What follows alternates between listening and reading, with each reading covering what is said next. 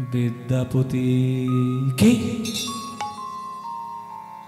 কেমন নাম ধরে লাগলো?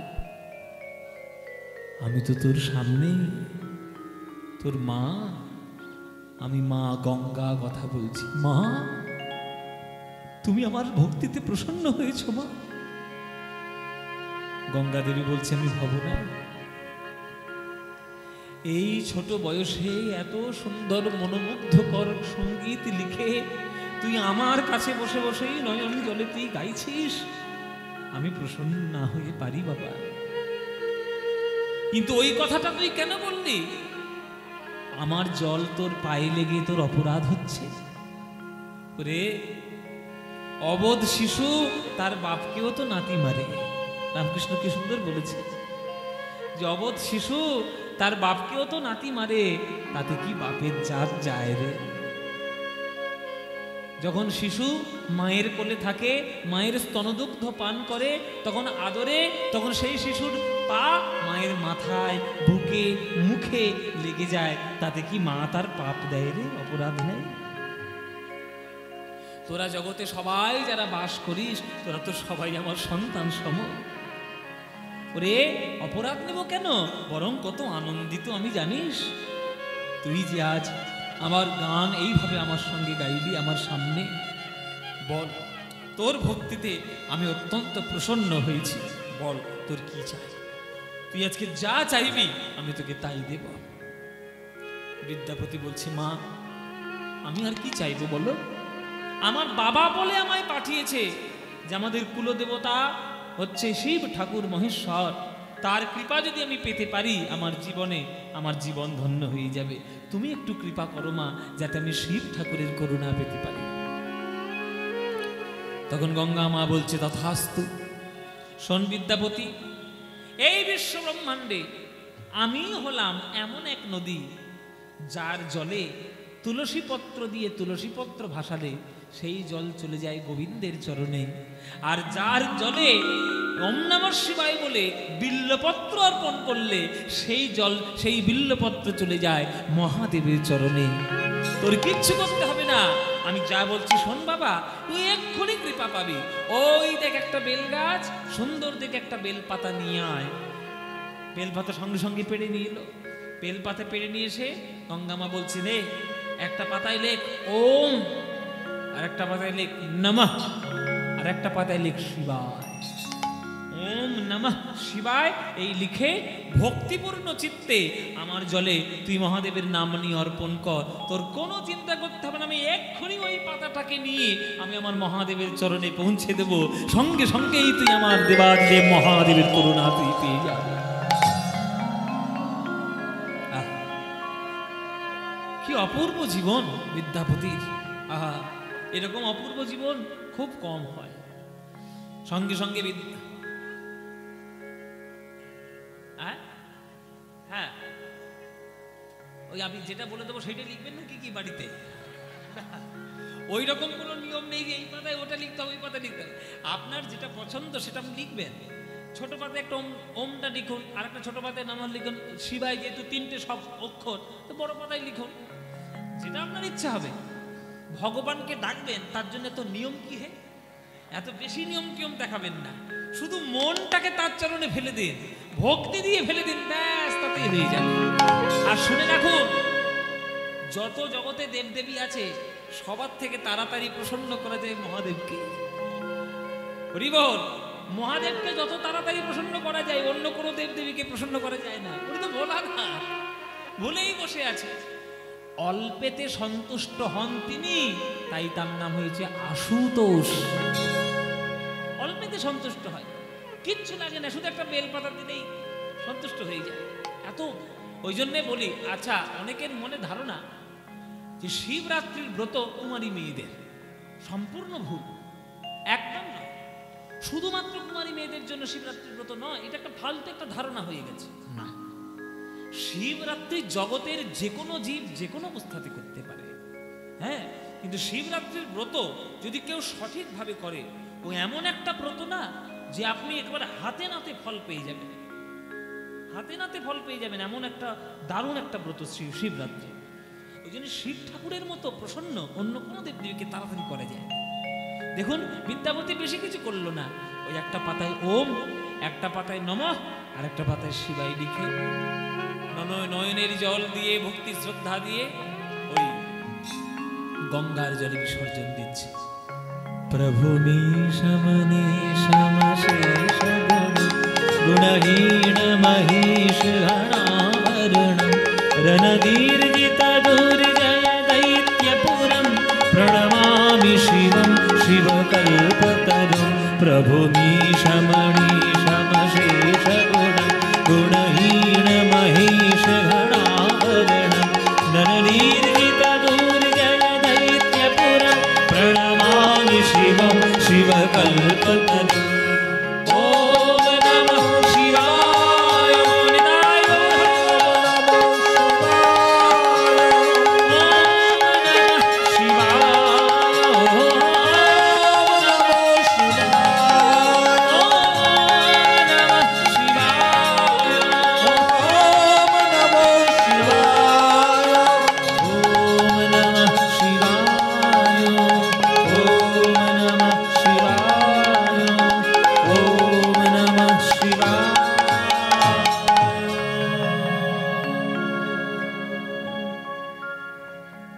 বিদ্যাপতি প্রভু এত তাড়াতাড়ি আপনি প্রসন্ন হব না? নয়নের জল দিয়ে বিল্লপত্রে চন্দন দিয়ে ওম নমঃ শিবায় লিখে আবার গঙ্গার জলে ভাসিয়েছিস, প্রসন্ন হব না? কোথায় যাব বাবা? তোর ওই ভক্তি নিমেষের মধ্যে গঙ্গা আমার চরণে পাঠিয়ে দিয়েছে। বল বাবা তোর কি চাই? আপনারা যদি লীলাটা শোনেন আর যদি মনে মনে কল্পনা করেন, আপনার গা শিউরে উঠবে। বিদ্যাপতির এমন একটা অলৌকিক একটা জীবন। শিব ঠাকুর স্বয়ং বলছে বল তোর কি চাই? বিদ্যাপতি বলছে প্রভু আমার বাবা ছোটবেলায় আমাকে শিখিয়েছে যে শিব ঠাকুর আমাদের কুল দেবতা, কুলের ভগবান, তিনি আমাদের সব, তার চরণের কৃপা পেলেই সব কিছু পাওয়া যায়। তা আমি যখন আপনার কৃপা পেয়েই গেলাম, আর আমার কি দরকার? আর আমার কিচ্ছু দরকার নেই, আর আমার কিচ্ছু চাই না। তবে হ্যাঁ, আপনার যদি মনে হয় যে আপনার চরণ পাওয়ার থেকেও যদি বেশি কিছু দামি এই জগতে থেকে থাকে, তাহলে আপনি সেটা আমাকে দিতে পারেন, আমি সেইটাই চাই। ছেলেটা ছোট আছে বটে, মাথায় কিন্তু বুদ্ধি একেবারে ঘটে ঘটে। হ্যাঁ দেখুন কেমন প্যাঁচে ফেলে দিয়েছে মহাদেবকে। বিদ্যাপতিকে শিব ঠাকুর জিজ্ঞেস করেছে বল তোর কি চাই? শিব ঠাকুর বলে আপনার দর্শন করবো বলে এসছি, আবার কি চাই? কৃপা তো পেয়েই গেছে, আর কিচ্ছু চাই না। তবে আপনার দেখা পাওয়ার থেকেও যদি বেশি কিছু জগতে দামি থাকে, সেইটা আপনি আমাকে দিন। এটা তো এইটা বলা মানে তো শিব ঠাকুরকে ধন্দে ফেলে দেওয়া। ও মায়েরা, তোমরা মাঝে মাঝে সব কন্দ কারখানাগুলো করো, করো না? এই যে বহরমপুরে ব্রিজের তলায় একটা বড় দোকান আছে, কাপড় দোকান।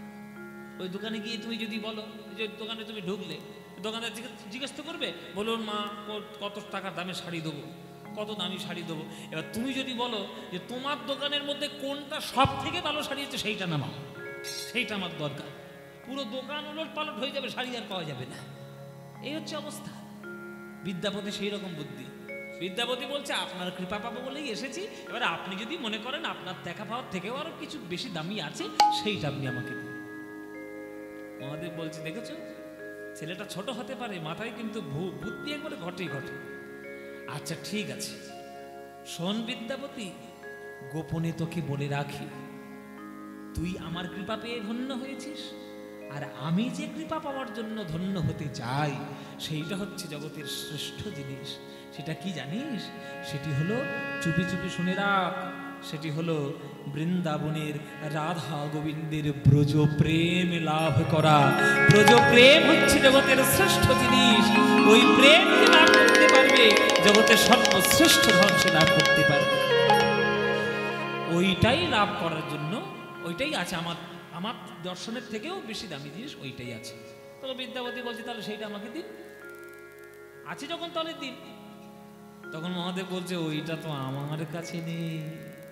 ও মা, তাহলে আপনার কাছে নেই তো কার কাছে আছে? বলে আমার গিন্নির কাছে আছে। ও মায়েরা, গিন্নি, সবাই গিন্নিকে থেকে সবাই ভয়ে মরেছে, শিব ঠাকুরও বাদ নেই। শিব ঠাকুর বলছে, শোন বাবা বিদ্যাপতি, তুই যদি পেতে চাস ব্রজ প্রেম, রাধা গোবিন্দের প্রেম, ওটা তোর মার কাছে তোলা আছে। তবে তোর মার কাছে একটা সিন্ধুক আছে, সেই সিন্ধুকের মধ্যে প্রেম একেবারে চাবি দিয়ে তোলা, আর সেই চাবিটা তোর মার কাছেই সবসময় আছে, আমার কাছে নেই। ওই চাবিটা লাভ করতে গেলে তোকে আবার একটু মায়ের সাধনা করতে হবে।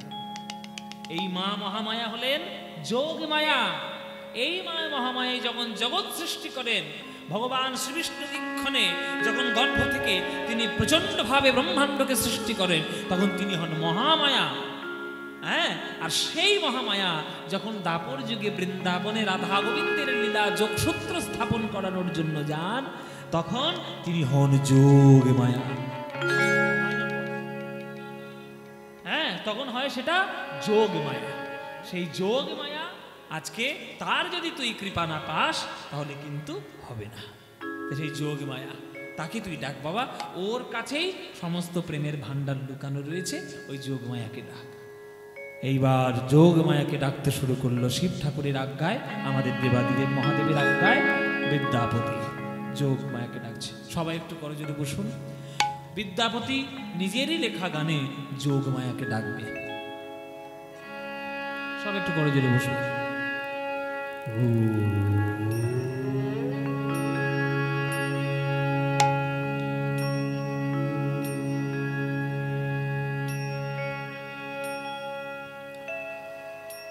त्वं स्वाहा त्वं स्वधा त्वं हि वषट्कारस्वरात्मिका सुधातमक्षरे नीति त्रिधा मात्रात्मिका स्थिता अर्धमात्रा स्थिता नित्या यानुच्चर्या विशेषतः त्वयि धारयते सर्वं त्वयि तत्सृज्यते जगत् त्वयि तत्पाल्यते देवी त्वमत्सन्ति च सर्वदा विसृष्ट सृष्टिरूपा त्वं स्थितिरूपा च पालने तथा संहृतिरूपान्ते जगतस्य जगन्मये महाविद्या महामाया महामेधा महाश्रुतिः महामोहा च भवति महादेवी महाशूरि प्रकृतिस्त्वं हि गुणस्य सर्वत्र विभाविनी कारणत्रि महारात्रि मोहरात्रिश्च दारुणा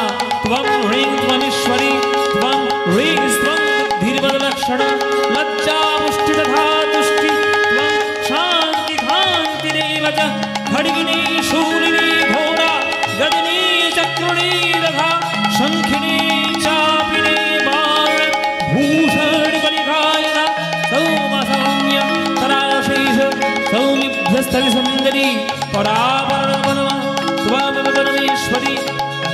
ओम सर्वमङ्गलमाङ्गल्ये शिवे सर्वार्थसाधिके शरण्ये त्र्यम्बके गौरि नारायणे नमोस्तुते सृष्टिस्थितिविनाशानां शक्तिभूते सनातने गुणाश्रये गुणमये नारायणे नमोस्तु।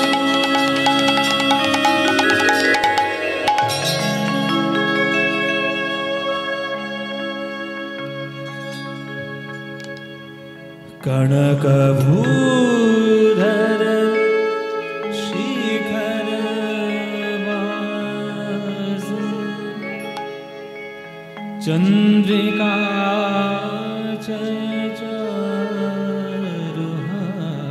चारुहास दशन कोटि विकास वंकिम तुलित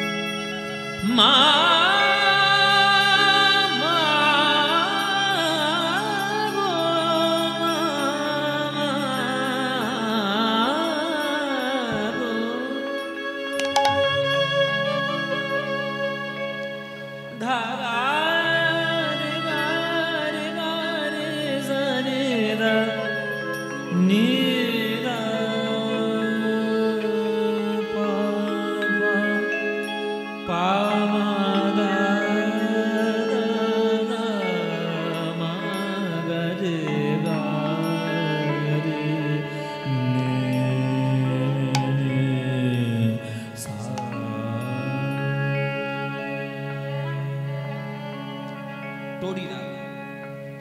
টরি রাগের মধ্যে এই গানের সুরটি। এই গানটি রচনা করেছেন স্বয়ং বিদ্যাপতি। বিদ্যাপতির লেখা একটা গ্রন্থ আছে দুর্গা ভক্তি তরঙ্গিনী। দুর্গা ভক্তি তরঙ্গিনী বিদ্যাপতির লেখা। ওই গ্রন্থটা যদি কেউ পারে, যদিও সংস্কৃতেই বেশি পাওয়া যায়, জানি না বাংলায় অনুবাদ আছে কিনা, তবে বিদ্যাপতির লেখা দুর্গা ভক্তি তরঙ্গিনী গ্রন্থে এই শ্লোকগুলো সমস্ত লেখা আছে। আপনারা সব একটু করজোরে বসবেন মায়েরা। সবসময় জানবেন যেসব পদকর্তারা যেসব পদাবলী লিখেছেন তারা অনেক সাধনা করে সে পদাবলীগুলো লিখেছেন। সেসব পদাবলীগুলো আস্বাদন করতে গেলে ভক্তি শ্রদ্ধা চাই। সবাই মিলে আস্বাদন করুন বিদ্যাপতির লেখা দুর্গার গান। কনকভূধর শিখর মাসিনী চন্দ্রিকা জয় চারুহাসিনী। কনকভূধর শিখর মাসিনী চন্দ্রিকা জয় চারুহাসিনী। দশন কোটি বিকাশ বঙ্কিম তুলিত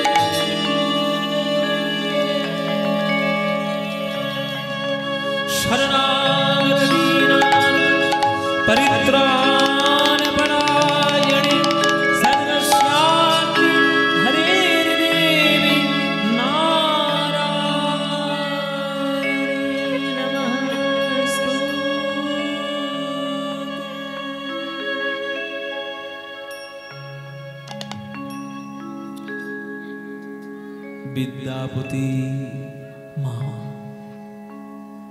দর্শন দিলে মা তুমি। ওরে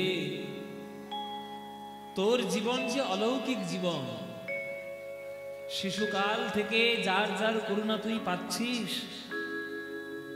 সর্বশ্রেষ্ঠ করুণা। গঙ্গার করুণা পেয়েছিস, কম ভাগ্যের কথা? আমার স্বামী, আমার প্রতি দেবাদিদেব মহাদেব, তার করুণা পেয়েছিস, এটাও কি কম ভাগ্যের কথা? তা যে এত ভাগ্যশালী, তাকে যদি আমিও কৃপা না করি আমার কি ভালো লাগবে বাবা?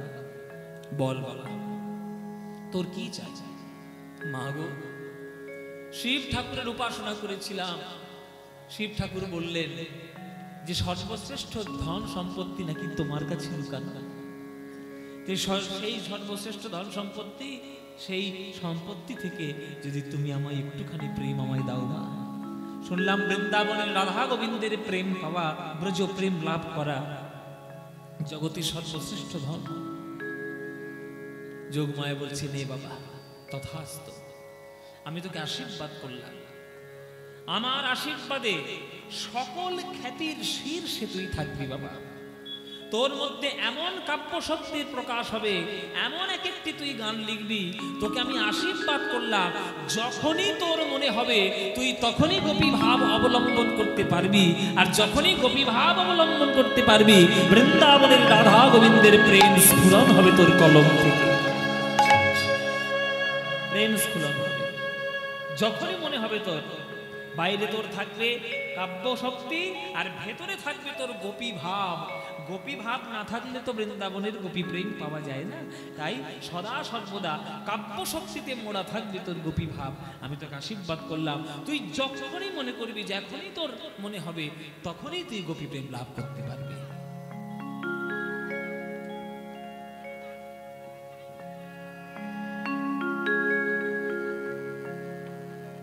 জয় নিতাই। আচ্ছা ঠিক আছে, কি যেন বলছিলাম? যখনই তোর মনে হবে তখন তুই অবশ্যই গোপী প্রেম লাভ করতে পারবি। যা, আশীর্বাদ করে দিল। এই মা দুর্গার আশীর্বাদে বাবা মায়েরা, ওই বিদ্যাপতি তখন থেকে এমন এমন গান, এমন এমন রচনা শুরু করতে লাগলো যে এক একটি রচনা বৈষ্ণব পদাবলীর জগতে একেবারে উজ্জ্বল থেকে উজ্জ্বলতর, উজ্জ্বলতম হয়ে সেই পদাবলীগুলো রয়ে গেছে। তার চারিদিকে এত খ্যাতি ছড়িয়ে পড়লো, চারিদিকে এত নাম ছড়িয়ে পড়লো। তৎকালীন ওই মিথিলা রাজ্যের রাজা যিনি ছিলেন, তার নাম হচ্ছে শিব সিংহ। কি নাম বললাম মায়েরা? শিব সিংহ।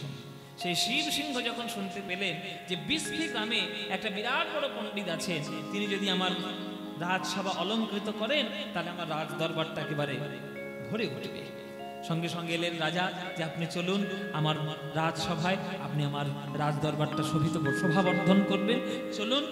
আর আপনাকে সমস্ত দায়িত্বও নিতে হবে। একটা তার মধ্যে ছোট্ট দায়িত্ব আছে, বিদ্যাপতি ঠাকুর মশাই একটা ছোট্ট দায়িত্ব হচ্ছে, আমার ছেলেগুলো বড্ড দুরন্ত, বড্ড দুষ্টু, তাই আমার ছেলেগুলোকে একটু পড়াশোনার দায়িত্ব আপনাকে নিতে হবে। দেখবেন এখনকার দিনে যেমন টিউশনি যেমন আর কি হয়, তখন গুরুর বাড়িতে গিয়ে গুরুর কাছে পড়াশোনা করতে হতো। এবার রাজার ছেলে তো সোনার চামচ মুখে নিয়ে জন্ম নিয়েছে, অত পড়াশোনা করে কি হবে, শুধু খেলে খেলে কাটাচ্ছে, দিনরাত শুধু খেলা করা। সেই খেলা করার মাধ্যমে যার পড়াশোনা তাদের হয়, তা রাজা তাদের অনুরোধ করলেন বিদ্যাপতি ঠাকুরকে, যদি আমার ছেলেগুলোকে একটু ছেলেগুলোকে পড়াতে পারবেন তো? বলে হ্যাঁ হ্যাঁ পারবো, কোনো চিন্তা। ও মায়েরা, ছেলেগুলো শুধু দুষ্টুমি করে, শুধু খেলাধুলা করে, পড়াশোনার দিকে মন নেই। বিদ্যাপতি তাদের কাছে ছিল, এই ছেলেরা, তোমাদের পড়াশোনা করো না কেন? পড়তে ভালো লাগে। ও তা কি করতে ভালো লাগে? খেলতে খুব ভালো লাগে। বাহ, আচ্ছা ছেলে হয়েছে, সোনার টুকরো ছেলে আমার তো, সোনার টুকরো ছেলে। খেলতে ভালো লাগে, পড়তে ভালো লাগে। আচ্ছা পড়তে তো ভালো লাগে না, গল্প শুনতে ভালো লাগে না? নিজে নিজে আসছে, দেখেছে? আচ্ছা গল্প শুনতে ভালো লাগে তো? বলে হ্যাঁ গল্প শুনতে ভালো লাগে। তাহলে গল্প তোমাদের শোনাই। এই বলে রাজপুত্রদেরকে শিক্ষিত করার জন্য গল্পের মাধ্যমে তাদেরকে শিক্ষিত করার জন্য বিভিন্ন রকম উপদেশ আর বিভিন্ন রকম শিক্ষা বিদ্যাপতি দিয়ে যাচ্ছে। দেখবেন যে গানটা সহজে হয়তো উপলব্ধি হয় না, কিন্তু তাদের সুরে ছন্দে লয়ে ফেললে দেখবেন খুব ভালো লাগে। হ্যাঁ, তেমনি যে শিক্ষা দেখবেন মাঝে মাঝে হজম হতে চায় না, দেখবেন সেটা যদি গল্পের আকারে বলা যায় দেখবেন সেটা অনেক শিক্ষা। যেমন দেখবেন এখনকার দিনে সিনেমার মধ্যে থেকে কিন্তু অনেক শিক্ষা পাওয়া যায়, তবে হ্যাঁ যদি সেটা শিক্ষাযুক্ত সিনেমা হয়। ওই আমি তোমায় ভালোবাসি, তুমি আমায় ভালোবাসো, আই লাভ ইউ, এই সিনেমা কিন্তু না। ওই সিনেমা থেকে কিছুই পাবেন না, শুধু ফষ্টি নষ্টি পাবেন আর যত নোংরামি পাবেন, আর কিছু পাবেন না। কিন্তু কোন সিনেমা দেখলে আপনার লাভ হবে, যেগুলো দেখলে আপনার কাজে আসবে। হ্যাঁ, যেমন সত্যজিৎ রায়ের সিনেমা দেখবেন, অনেক শিক্ষা পাবেন। পথের পাঁচালী দেখুন, হ্যাঁ সোনার কেল্লা দেখুন, দেবী সিনেমা দেখুন, পরশ পাথর দেখুন, মৃণাল সেনের সিনেমা দেখুন, তরুণ মজুমদারের সিনেমা দেখুন, দেখবেন যেগুলো শিক্ষা সেগুলো দেখবেন। শিক্ষা যে কোনো রূপেই আসুক না কেন তা সদা সর্বদা গ্রহণযোগ্য। একটা কথা আছে না, যে যেখানে দেখিবে ছাই উড়াইয়া দেখো তাই, পাইলেও পাইতে পারো পরশরত নমরত। যেখান থেকেই পারবেন শিক্ষাটা নিয়ে যাবেন। গল্পের মাধ্যমে বলে বলে বলে বলে হ্যাঁ আমার এই রাজপুত্রদেরকে শিক্ষা দিতে শুরু করলো। তা সেই বিদ্যাপতি একটা গল্পের বইও লিখেছিলেন, সেই বইটার নাম ছিল পুরুষ পরীক্ষা। কি বললাম না এরা? ওই পুরুষ পরীক্ষা গল্পের বইটা বিদ্যাপতিরই লেখা। এই হচ্ছে বিদ্যাপতির জীবন। চারিদিকে নাম খ্যাতি যশ ছড়িয়ে পড়েছে, সব জায়গায় কাব্য রচনাও হচ্ছে, রাজসভার শোভাবর্ধনও করছে, রাজপুত্রদেরকে পড়াচ্ছে, সর্বদিক দিয়ে বিদ্যাপতি একেবারে পরিপূর্ণ হয়ে আছে। এদিকে হঠাৎ হলো একদিন সর্বনাশ ঘটে গেল। একটা মিথিলা রাজ্যে একটা বিরাট সর্বনাশ ঘটে গেল। বিদ্যাপতি তখন বাড়িতে রয়েছেন, বিদ্যাপতি বাড়িতে বসে পুজো করছেন, আর রাজরানী ছুটে এসছেন বিদ্যাপতির বাড়িতে। ঠাকুর মশাই বলে ছাড়ি খেয়ে পড়লো পায়ে। কি হচ্ছে ঠাকুর মশাই, শিগগির চলুন, শিগগির রাজসভা চলুন, ভয়ানক বিপদে স্বাধীন হয়েছে। কি হয়েছে মা, বলো কি হয়েছে? বলো আপনাদের মহারাজকে ওই দিল্লির দরবারের নবাব ধরে নিয়ে গেছে, মৃত্যুদণ্ড ঘোষণা করেছে দিল্লির নবাব। তখন দিল্লির মসনদে রাজত্ব করছে বিধর্মী শাসন। হ্যাঁ, ইসলাম ধর্মের শাসন, নবাবী শাসন চলছে। 2 বছরের খাজনা দিতে না পারায়, খাজনা বকেয়া পড়েছে বলে দিল্লির দরবারের নবাব মিথিলা রাজ্যের শিব সিংহের নামে একেবারে মৃত্যুর পরোয়ানা ঘোষণা করে দিল। যেখানে পাবে ওই শিব সিংহকে ধরে নিয়ে আসবে, একেবারে সুলবিদ্ধ করে ওই লোকটাকে। আমাদের রাজ্যে, আমার দেশেরও বকেয়া খাজনা পড়ে রয়েছে কত, দাও, মৃত্যুদণ্ড ঘোষণা করলাম। এটা ঘোষণা হয়ে গেছে। এবার রাজধানী তো বিপদে পড়েছে, ছুটে এসে বিদ্যাপতি চলো ধরেছে, আপনি চলুন, আপনি আমার বাঁচাবেন। এবার বিদ্যাপতির এমন বুদ্ধিমান। আচ্ছা চিন্তা করুন, একটা লোক পড়াশোনা করে, কবিতা লেখে, গান লেখে, সে লোকটা রাজনীতি করবে কি করে? সে কি সম্ভব? রাজনীতিবিদ রাজনীতি করবে, সাহিত্য যে রচনা করে সাহিত্য রচনা করে, কিন্তু বিদ্যাপতির মতো বুদ্ধি তখনকার দিনে কারোর ছিল না। তাই রাজধানী এসে বিদ্যাপতির চরণ ধরেছে। বিদ্যাপতি বলছে, ঠিক আছে মা, তুমি কোনো চিন্তা করো না, মহামায়ার করুণা যদি আমার উপর থাকে, শিব ঠাকুরের কৃপা যদি আমার উপর থাকে, আর মহাগঙ্গার কৃপা যদি আমার উপর থাকে, আমি ঠিক মহারাজকে বাঁচিয়ে নিয়ে আসবো, তুমি কোনো চিন্তা করো না। চলল বিদ্যাপতি দিল্লিতে মহারাজকে বাঁচানোর জন্য। দিল্লি দরবারে এসে হাজির হয়েছে। যখন এসে হাজির হয়েছে, দারোয়ানরা এসে নবাবকে বলছে, নবাব এই একটা লোক আপনার সঙ্গে দেখা করতে চাই। নবাব বলছে, কে তুমি? কি তোমার পরিচয়? বিদ্যাপতি করজোড়ে বলছে, আমার মিথিলায় বাড়ি, আমার নাম বিদ্যাপতি। বিদ্যাপতি, কি দরকার এখানে, কি চাও, কেন এসছো এখানে? আগে আমার মহারাজকে আপনি বন্দি করে নিয়ে এসেছেন, আমার মহারাজের মৃত্যুদণ্ড মুকুব করে দিন আপনি। তুমি বলার করবো না করবো সে তোমার কথা আমি করব? কি করো তুমি? না, আমি একজন সাহিত্যিক, আমি গান লিখি, কবিতা লিখি, হ্যাঁ, সাহিত্য রচনা করি। তাহলে গিয়ে গান লেখকে যাও, এখানে কি করতে এসছো? এটা রাজনীতি করার জায়গা, এটা কবিতা বলার জায়গা না। যাও।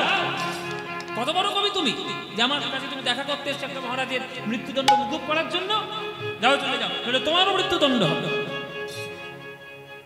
বিদ্যাপতি বলছেন, নবাব আপনার কাছে আমি সেইটাই প্রার্থনা করি, দয়া করে আমার মহারাজকে মৃত্যুদণ্ড দেওয়ার আগে মৃত্যুদণ্ডটা আমায় আগে দিন। কেন? এমনকি মহারাজের সঙ্গে তোমার পেরিয়ে যে তোমার মৃত্যুদণ্ড আমি আগে দেব? বলে, শুনুন মহারাজ, একটা দেশের সাহিত্য, সংস্কৃতি, রুচি, সমস্ত কিছু, সঙ্গীত বেঁচে থাকে যদি সেই রাজ্যের মহারাজ যদি সেটাকে সমর্থন করে। তাহলে আমার রাজাকে যদি আপনি মেরে দেন, আমার রাজা যদি মরে যায়, তাহলে তো আমি কোথাও বেঁচে থাকার রসদ পাবো না। আমাকে সাহায্য কে করবে? কে আমাকে সমর্থন করবে কবিতা লেখার জন্য, গান লেখার জন্য, সাহিত্য রচনা, সঙ্গীত রচনা কে করবে? তাহলে কেউ যখন করতেই পারবে না, তাহলে আমার বেঁচে থেকে কি না? মহারাজকে মৃত্যুদণ্ড দেওয়ার আগে আমাকেই মৃত্যুদণ্ড দিন, আমি মরে যাই, তারপর আপনি মহারাজকে কি করবেন আমার দেখার দরকার। ব্যাস, আমি মরে গেলে আমার সঙ্গে সঙ্গে সাহিত্যও শেষ হবে, সঙ্গীত শেষ হবে, আমার কোনো চিন্তা থাকবে না। নবাব মনে মনে ভাবছি, বাবা কে এমন লোকের এত বড় কথা, তো আমি কারোর মুখে কোনোদিন শুনি। আচ্ছা ঠিক আছে, তুমি কেমন গান লেখো? তুমি গান লিখে আমার মনোরঞ্জন কি করতে পারবে? আমার মনোরঞ্জন যদি তুমি গান লিখে করতে পারো, তাহলে আমি তোমার মহারাজের মৃত্যুদণ্ড মুকুব করে দিতে পারি। কত বড় কথা দেখো। বিদ্যাপতি বলছি, বলুন আপনি কি গান শুনবেন? আস্তে, মায়েরা, বাবারা, সবাইকে একটু বলছি, খুব মন দিয়ে শুনবেন, অপরাধ নেবেন না। খুব বড় একটা কথা বলতে যাচ্ছি। নবাব ডেকে নিয়ে গেলেন তার সিংহাসনের কাছে। সিংহাসনের ডান দিকে ছিল একটা জানালা। জানালা দিয়ে যমুনাটা দেখা যায়। দিল্লিতে যমুনার তীরে, দিল্লির রাজধানীটা যমুনার তীরে, তাজমহলটা যা দেখেছেন আপনারা যমুনার তীরে, যমুনাটা দেখা যায়। বিদ্যাপতিকে ডেকে ওই মহারাজ নবাব ওই জানালার ধারে নিয়ে গেছে। নিয়ে গিয়ে বলছে, ওই দেখো। কি কি দেখবে? একটা রমণী, একটা মা সেই যমুনা নদীর জলে স্নান করছে। ওই দেখো, দেখছো ওই যে রমণীটা স্নান করছে, নারীটা স্নান করছে। ওর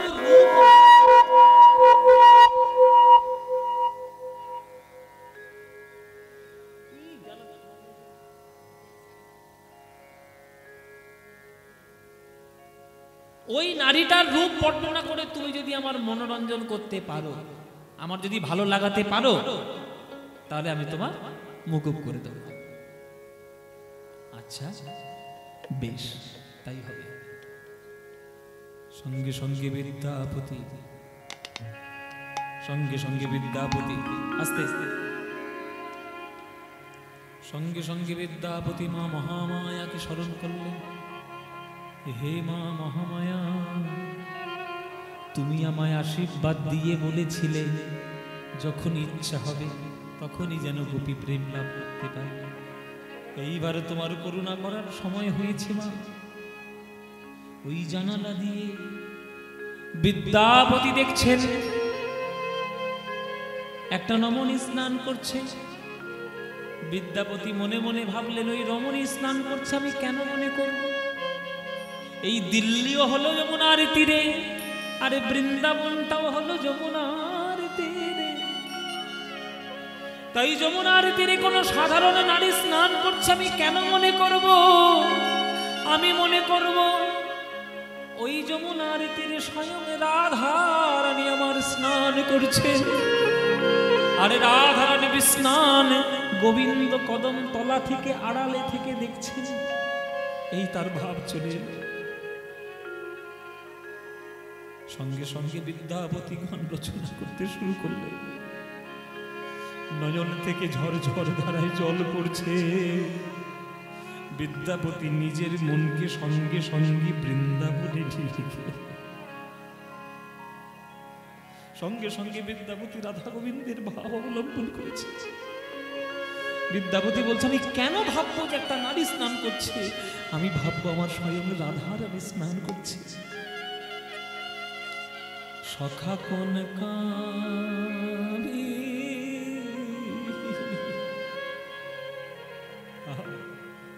কি রচনা আর কি গান। সখা কোন কামি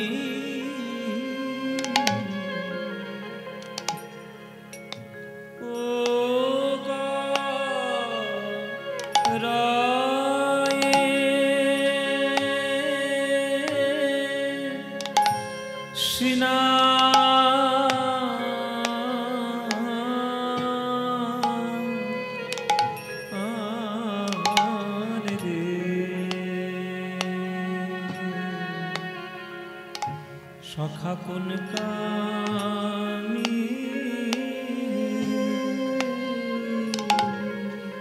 ও করায়ে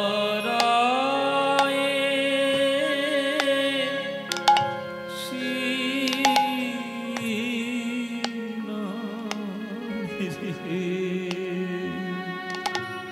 সখা কোন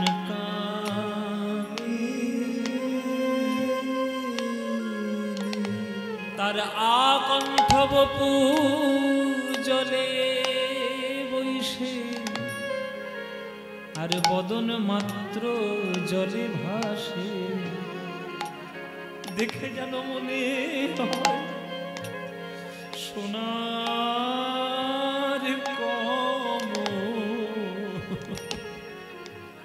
ভাসে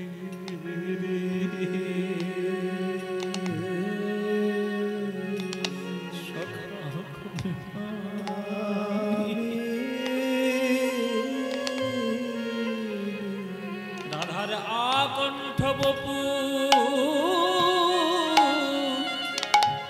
জলে বৈশে আর বদন মাত্র জলে ভাসে। দেখে আমার মনে হয় যেন সোনার কমল ভাসে।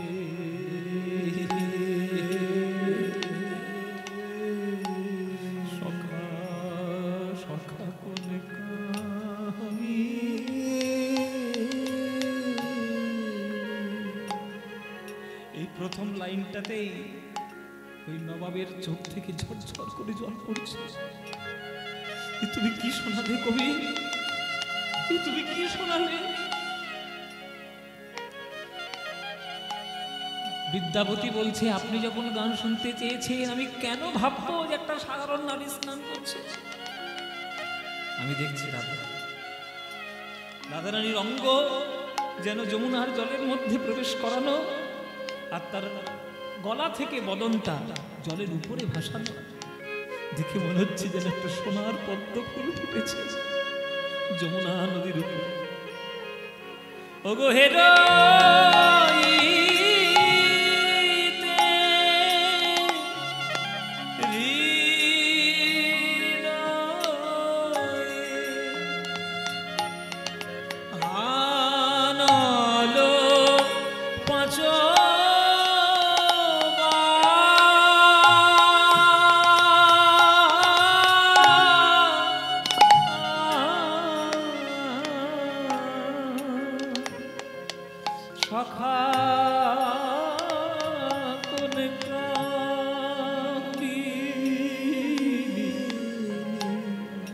ওগো হেরো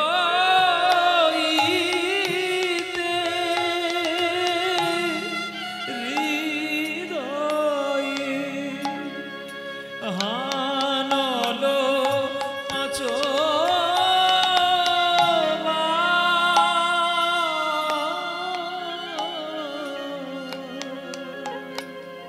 সখারে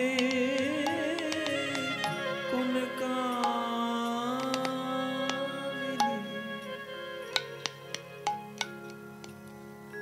দেখুন,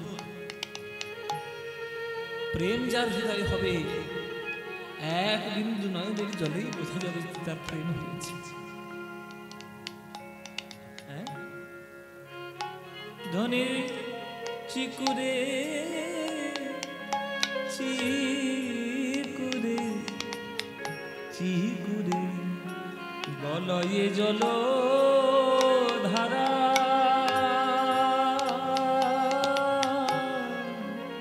ধনির আমার চিকুরে চিকুরে চিকুরে গলয়ে জল ধারা,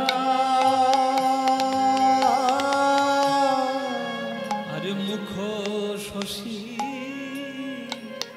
রয়ে হয়ে আধি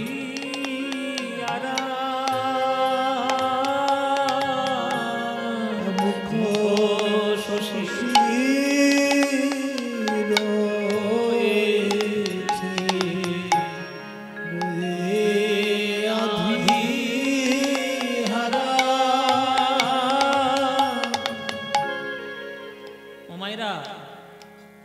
এখনকার দিনে নদীর জলে পুকুরের জলে তো স্নান প্রায় উঠেই গেছে। আগেকার দিনে যখন মেয়েরা নদীর জটে নদীর ঘাটে বা পুকুরের ঘাটে যখন স্নান করতে যেত, তখন এখনো পর্যন্ত কিছু কিছু জায়গায় সে নিয়ম আছে, যেমন মেয়েদের স্নানের জন্য ঘাটে একটা নির্দিষ্ট টাইম দেওয়া থাকে, সেই সময় গ্রামের সকল মেয়েরা স্নান করতে। মেয়েরা যখন মায়েরা যখন স্নান করছো, যখন জলের মধ্যে তোমরা ডুব দিলে, এলো চুল, ওই যখন ডুব দেওয়ার পর যখন ওঠে তখন চুলটা সামনে এসে ঝুঁকে পড়ে, তখন মায়েরা কি করে চুলটাকে কি করে উল্টিয়ে দেয়, এই যে হাতে ধরে এইভাবে উল্টিয়ে দেয়। এবার রাধারানী যখন এইভাবে তার কেশর আসি যখন এইভাবে উল্টিয়ে দিলেন, দিয়ে যখন হেঁটে যাচ্ছেন, তখন তো এই কেশর আসি থেকে বিন্দু বিন্দু টোপে টোপে জল পড়ছে না, যখন টোপে টোপে জল পড়ছে, ওই জল পড়া দেখে বিদ্যাপতি আখর লিখছে যে ওটার জল পড়ছে না, এই কেশর আশিকে দেখে মনে হচ্ছে যেন অন্ধকার, আর রাধারানীর বদনটাকে দেখে মনে হচ্ছে যেন বদন চাঁদ। বদন চাঁদ সেইটা দেখতে পাবে না বলে ওই অন্ধকার যেন ঝরঝর করে কাঁদছে, অন্ধকারের চোখ থেকে যেন জল পড়ছে, কেন না রাধারানীর বদন চন্দ্রটা দেখা হলো না বলে। মুখ শশী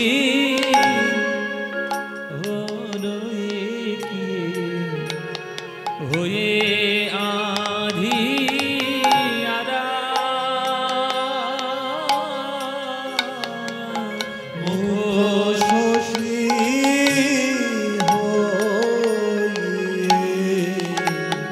হলো আধি আরা, যেন দেখো যেন আধার কাঁদছে, যেন আধার কাঁদছে, কেন বলে ওই বদন চন্দ্র দেখা হলো না বলে, দেখো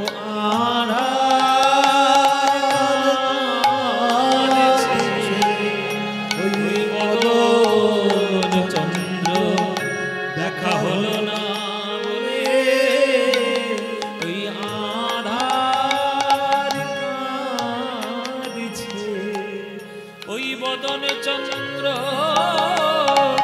দেখা হলো না বলে, মুখে রাধে রাধে রাধে বলে, বদন চন্দ্র দেখা হলো না বলে, রাধে রাধে রাধে বলে, বদন চন্দ্র দেখা হলো না বলে, রাধে রাধে রাধে বলে, বদন চন্দ্র ওই রাধে রাধে রাধে বলে,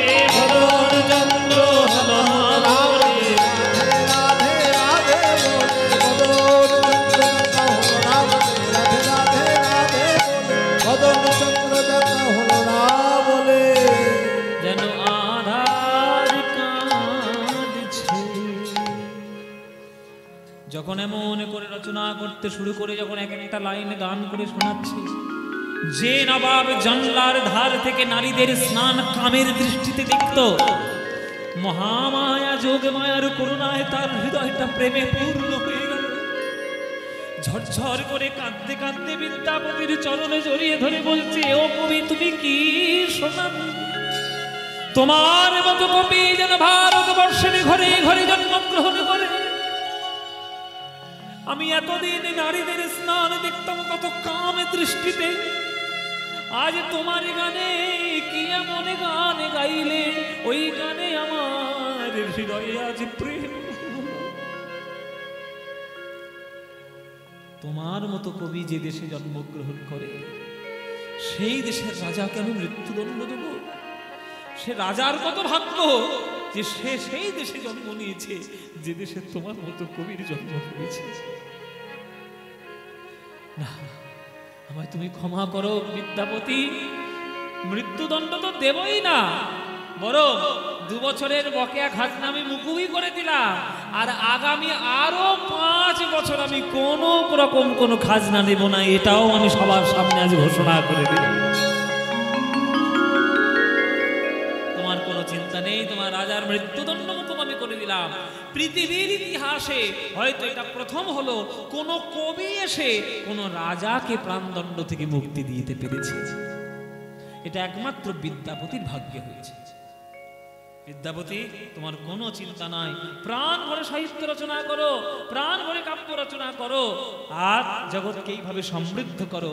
আর তোমার যাতে কোনো টাকা পয়সার কোনো চিন্তা না থাকে, সকল অর্থনীতি থেকে আমি তোমার একেবারে মুক্তি দিয়ে দিলাম। তোমাকে আমি এমন ভরিয়ে দেব যে তোমার আর সারা জীবনের কোনো অভাব থাকবে। স্বর্ণ মুদ্রায় ভরিয়ে দিলেন, আর এদিকে বাড়িতে ফিরে এসে মৃত্যুদণ্ড মুকুব হয়ে গেছে সেই আনন্দে বিদ্যাপতির উপরে এত প্রসন্ন হলেন, শিব সিংহ চরণ ধরে ধরে কাঁদছে যে আপনি আমার প্রাণদণ্ড থেকে মুক্তি দিয়েছেন, মৃত্যুদণ্ড থেকে। এই 20 গ্রাম আমি আপনার নামেই লিখে দিলাম, আপনার কোনো চিন্তা করতে হবে না। আপনার যদি মনে হয় আপনি রাজসভায় আসবেন, যদি মনে না হয় আপনি আসবেন না, আপনার যখন খুশি আমার কাছে আসবেন। আপনার সকল দায়িত্ব এই রাজ্যে থাকবে, মিথিলা রাজ্যের সমস্ত দিকে থাকবে।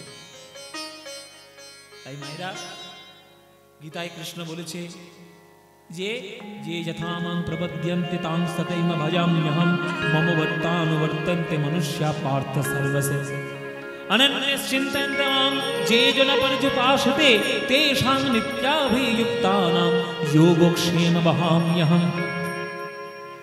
আপনি ভগবানের চিন্তা 2 মিনিট করুন, ভগবান আপনার জন্য 20 মিনিট চিন্তা করবে। ভগবানের জন্য আপনি 1 ঘন্টা চিন্তা করুন, ভগবান আপনার জন্য 24 ঘন্টা চিন্তা করবে। চিন্তা করেই তো রেখেছে, তোমরা শুধু বুঝতে পারো না। এইখানে আমার ভক্তদের একটু নিবেদন যে এত বড় অনুষ্ঠান একটি মাত্র ব্যক্তিগত মানুষ ব্যক্তিগত উদ্যোগে এত বড় এই কদিন ধরে যে অনুষ্ঠান আপনারা দেখছেন, সে সারা বছরের সমস্ত রোজগার থেকে জমা করে করে করে আজকে এত বড় অনুষ্ঠান করে।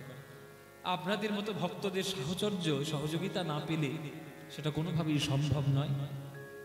তা আমার মায়েরা, আমার ভক্তরা আপনাদের কাছে চরণ প্রান্তে ভিক্ষা পাত্র নিয়ে যাবে।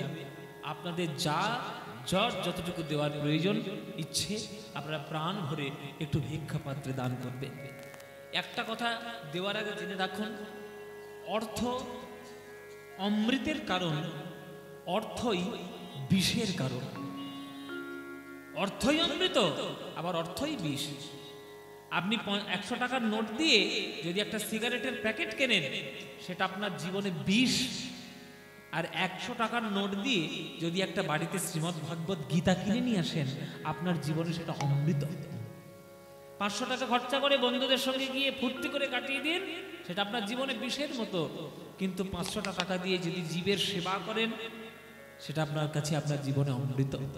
বিবেকানন্দ কি বলেছিলেন? যে বহুরূপে সম্মুখে তোমার ছাড়ি কথা খুঁজিছ ঈশ্বর, জীবে প্রেম করে যেই জন সেই জন সেবিছে ঈশ্বর। আপনি অর্থ দিয়েই বিষ নিতে পারবেন, অর্থ দিয়েই আপনি অমৃত নিতে পারবেন। এবার কি নিতে পারবেন কি নিতে পারবেন না সেটা হ্যাঁ, আর আর একটা কথা বলি, যে আমার গান শুনে যদি মনে হয় যে বাহ পদ্মপলাশের গান খুব ভালো লাগলো, 10টা টাকা দিয়ে আসি, খবরদার আমাকে একদম দেবেন না। 10টা টাকা যদি আমাকে দেওয়ার ইচ্ছা থাকে, সেই 10টা টাকা ওই ভিক্ষা পাত্রে দান করুন, তাতে আমার অনেক আনন্দ হবে, তাতে আমি অনেক খুশি হব। তাই গৌর প্রেমানন্দে হরি বল। ওই যে অনন্য চিন্তায়ন্তমাং যে জনা পর্যপাসতে তেষাং নিত্যাভিযুক্তানাং যোগক্ষেম বাহাম্যহম। আপনি ভগবানের জন্য এতটুকু করুন, ভগবান আপনার জন্য এত বড় করবে। শুধু তার কৃপাটা নেওয়ার জন্য থাকতে হবে। তিনি কৃপা করার জন্য তো বসে আছেন, তিনি আমি পাই না আমার দোষে, হ্যাঁ, অথচ কৃপার ডালি সাজিয়ে ভগবান বসে আছে। যেখানেই দেখবে ভগবানের কৃপা শুধু ছড়াছড়ি, শুধু কুড়িয়ে নিতে পারলে হলো। রাজহংস হতে হয়, রাজহংস। দুধে জলে মিশিয়ে দিলে রাজহাঁস ঠিক দুধটাই টেনে নেয়, জল পড়ে থাকে। ওই রাজহংস হতে হয়। ভক্ত যে হবে সে রাজহংস হবে। খারাপ জিনিস ছেড়ে আসল জিনিসটা ঠিক তুলে ধরবে। সেই বিদ্যাপতি সমস্ত ধনে ধনধান্যে একেবারে পূর্ণ হয়ে গেল। না তার কোনো অভাব, না তার কোনো চিন্তা, না তার কিচ্ছু, শুধু মন দিয়ে কাব্য রচনা করে আর মন দিয়ে সে সাহিত্য সাধনা করে, এটাই তার কাজ। শিব ঠাকুরের করুণা, গঙ্গা মায়ের করুণা আর মহামায়ার করুণা তার উপর প্রবলভাবে আছে। আর কি তার চিন্তা থাকে? ব্যাস। বিবাহ করলেন বিদ্যাপতি। যে রমণীর সঙ্গে তার বিবাহ হয়েছিল তারও নাম ছিল মহামায়া। মা মহামায়া, তারই নামে তার স্ত্রীর নামও ছিল মহামায়া।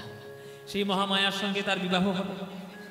আস্তে আস্তে আস্তে আস্তে আস্তে আস্তে প্রত্যেকেই দেবেন, প্রত্যেকের কাছেই যাবে, চিৎকার করতে হবে না, সবাই শান্তভাবে দেবেন। সেই মহামায়ার সঙ্গে বিবাহ হলো।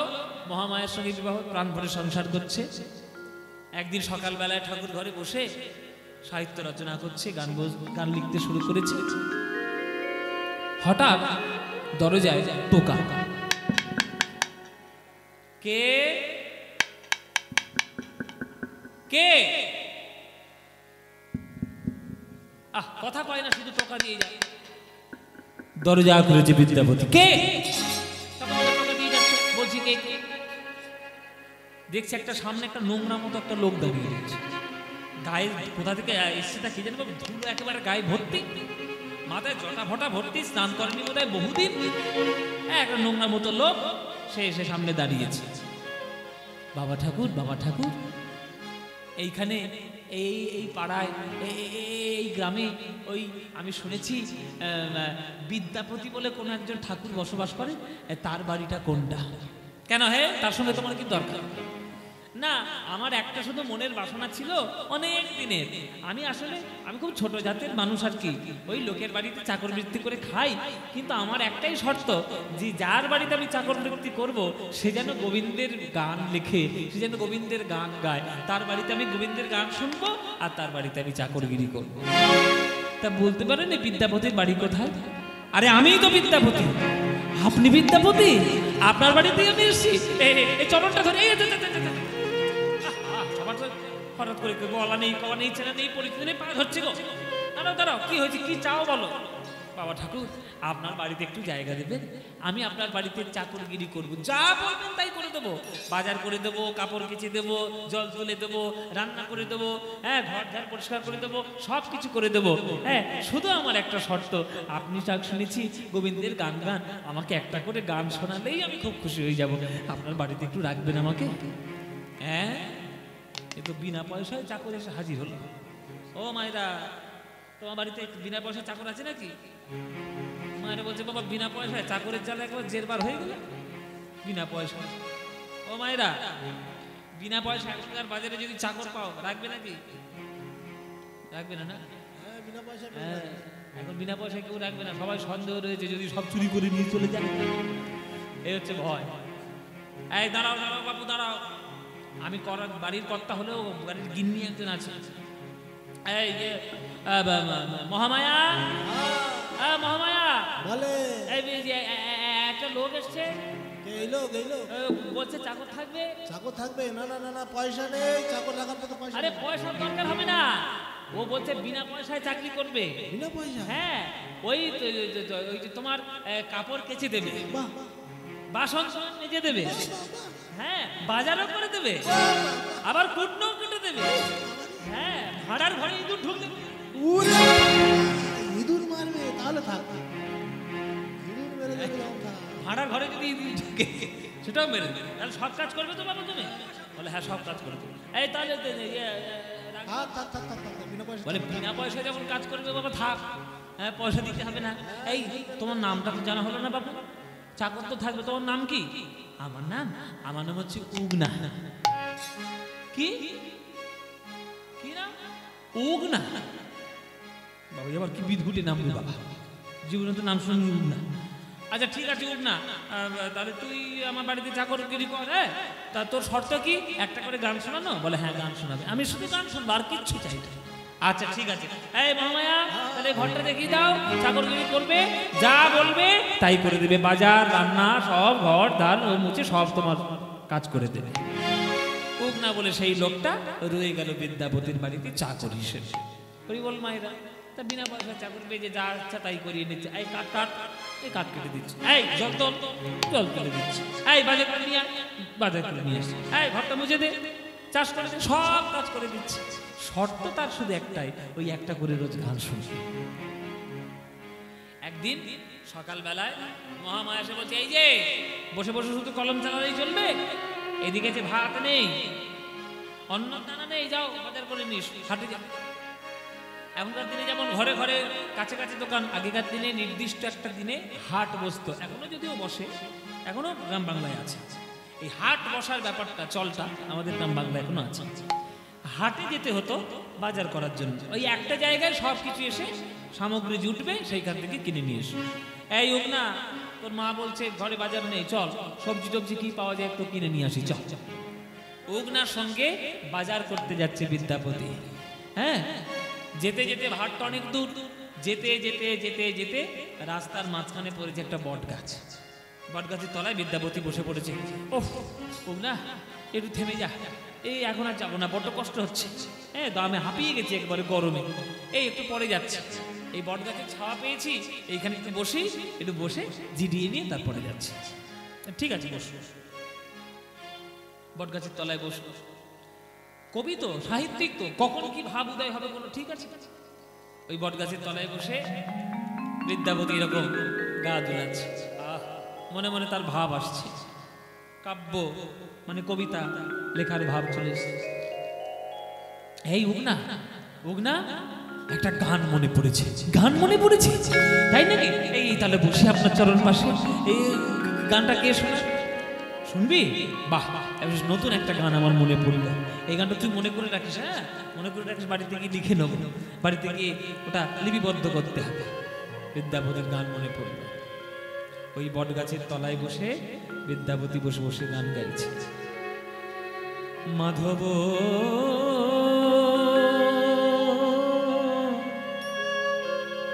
মাধব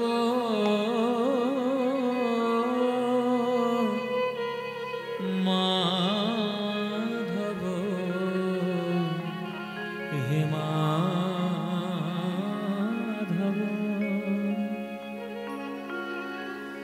ও হে রাধা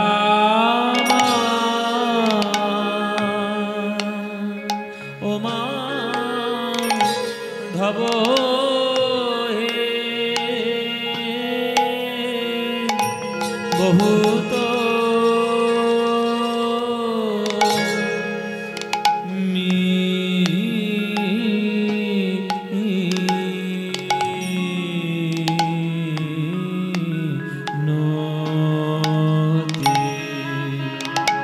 বহুত মিনতি করু তো হে, ও হে রাধা ও মাধব, এই নিবেদন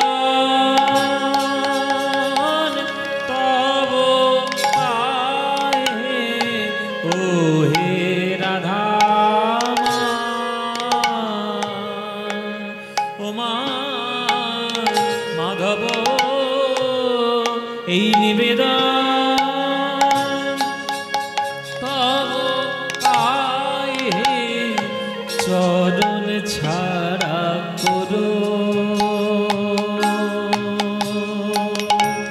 করুণা হে নিবেদন তব পায়ে চরণ ছাড়া করো করুণা হে নিবেদন তব পায়ে ওই চরণে সর নিলাম নিবেদন তব পায়ে চরণ ছাড়া করো নাহে নিবেদন তব পায়ে চরণ ছাড়া করো নাহে নিবেদন তব পায়ে চরণ ছাড়া করো নাহে নিবেদন তব পায়ে ও হে রাধা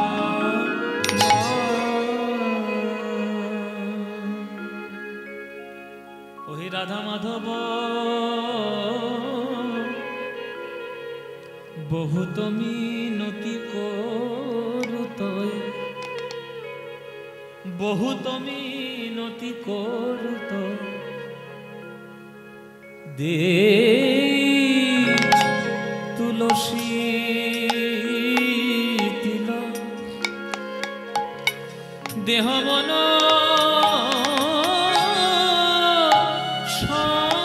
সমর পলু ওগো দে তুলসী তিল এ দেহ মন সবার পলু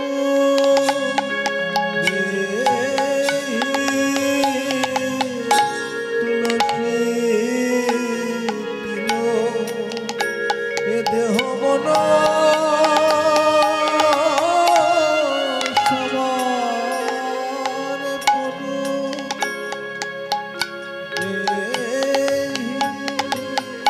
ওগো দয়া জনি ছোড় বিময় হে আমার মাধব যারা গান শুনছেন তাদেরকে বলি ভগবানকে কি দিয়েছেন আপনারা কি দিয়েছেন ভগবানকে কিছু দিয়েছেন কিচ্ছু দেননি শুধু চেয়েছেন যারা বসে আছেন এমনকি আমিও বাদ নই আমরা সবাই ভগবানের কাছে যাই মন্দিরে মাথা ঠুকে মাথা ফাটিয়ে ফেলি শুধু চাই গাড়ি দাও বাড়ি দাও জমি দাও জায়গা দাও ছেলে দাও মেয়ে দাও টাকা দাও পয়সা দাও শুধু চাই চাই আর চাই দিইনি কিছু আজকে ভগবানের কাছে এসে ভক্ত বলছে প্রভু আমি তোমাকে কিছু দিতে চাই ভগবান বলছে তুই তো সারা জীবন নিয়েই গেলি দিবি আবার কি দিয়েছিস আমায় সকাল সন্ধে দুটো ট্যাবলেট ছড়িয়ে দিয়েছিস কি দেন না ট্যাবলেট ছড়িয়ে দেন গোল গোল ট্যাবলেট সুগার ফ্রি ট্যাবলেট দেন না কি দেন ভালো মিষ্টি নাকি ভীমনাগের মিষ্টি নাকি বলরাম মল্লিকের মিষ্টি তাও পেলে দেবে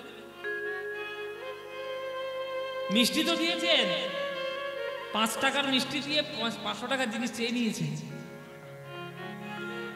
এইটাই হচ্ছে আমাদের কলিযুগের নিয়ম এবং আমরা সবাই তাই করি তা ভগবান বলছে তুই আমায় কি দিয়েছিস যে আমি তোকে কিছু দেব ভগবান ভক্ত বলছে আমি তো কিছুই দিতে পারিনি প্রভু পবিত্র করে তুমি দেহটাকে দিয়েছিলে দেহটাই তো পবিত্র করে ফেলেছি মনটা দিয়েছিলে পবিত্র করে মনটাই তো পবিত্র করে ফেলেছি আমার কাছে কিছুই পরিষ্কার নেই তোমাকে কিছু দেওয়ার মতো তাই জীবনের শেষ দিনে এসে বুঝতে পেরে আমি বলছি হে প্রভু আমার কিছু দেওয়ার মতো নাই একটাই দুটো জিনিস দেওয়ার আছে কি দে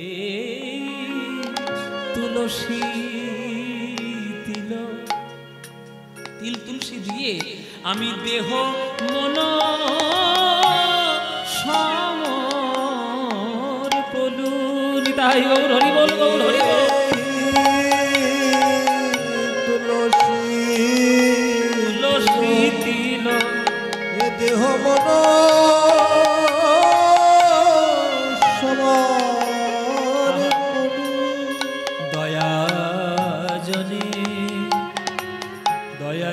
ছোড় বিময় হে মাধব দয়ারণী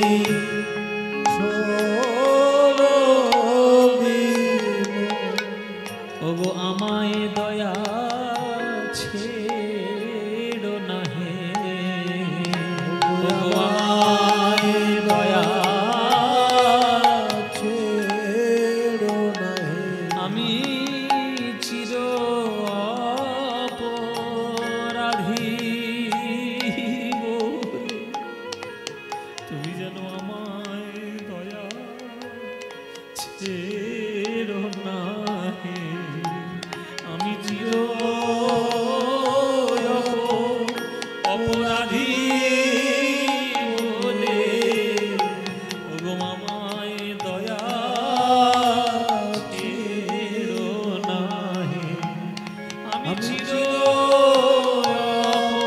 অপরাধী বলে আমি ওই চরণে শরণ নিলাম চির অপরাধী বলে ওই চরণে শরণ নিলাম। চির অপরাধী বলে আমার চরণ ছাড়া করো না হে চির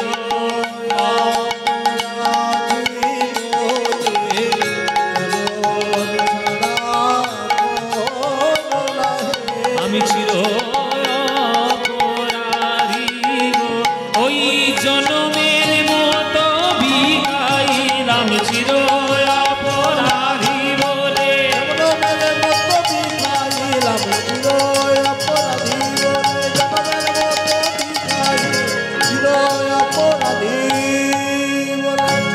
ওগো আমায় দয়া ছেড়ো না